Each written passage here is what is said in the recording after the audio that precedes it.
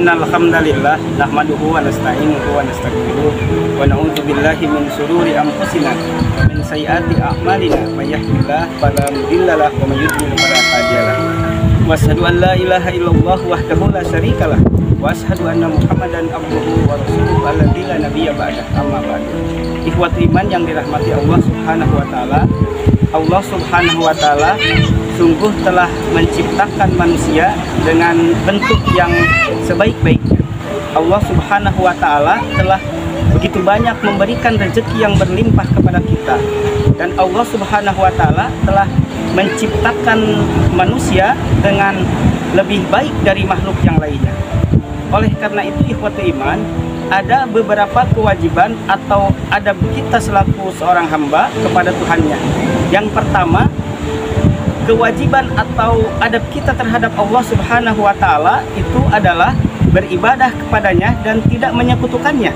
Sebagaimana firman Allah Subhanahu wa taala dalam Quran surat Az-Zariyat ayat 56, A'udzubillahi minasyaitonir rajim, wa ma khalaqtul jinna wal insa illa liya'budun.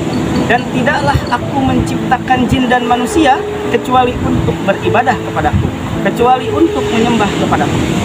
Kemudian ikhwatu iman, dalam hadis yang diriwayatkan oleh Imam Bukhari dari Ibnu Mas'ud radhiyallahu anhu, ia berkata, "Sa'altu Rasulullah sallallahu alaihi wasallam ayyul dzanbi a'dzam?" Qala an taj'ala lillahi niddan wa huwa khalaqaka.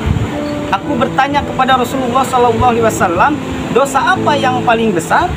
Kemudian Rasulullah sallallahu alaihi wasallam menjawab, yaitu engkau menjadikan Allah sekutu baginya. Dan padahal dia itu yang telah menciptakan kamu.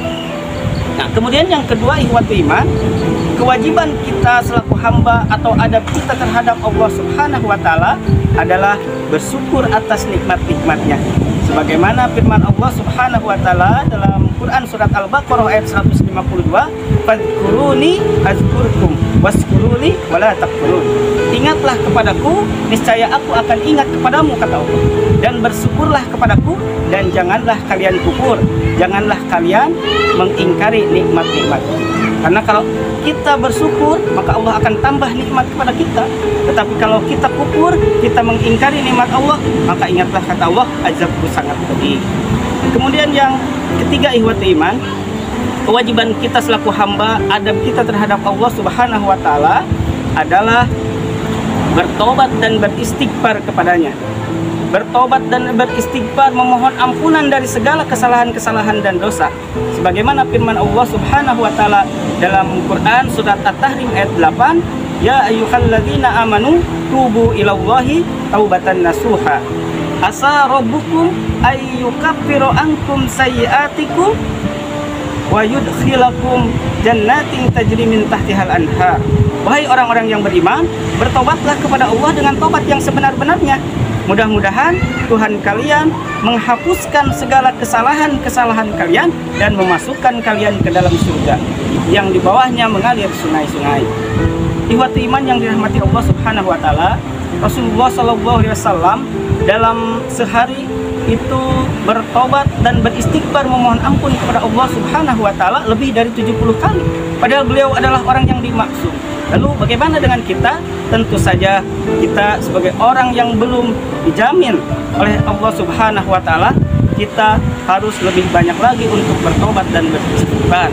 Ikhwati iman yang dirahmati Allah Subhanahu wa taala, demikian tiga kewajiban atau tiga adab kita terhadap Allah Subhanahu wa taala. Mudah-mudahan kita dapat menunaikannya.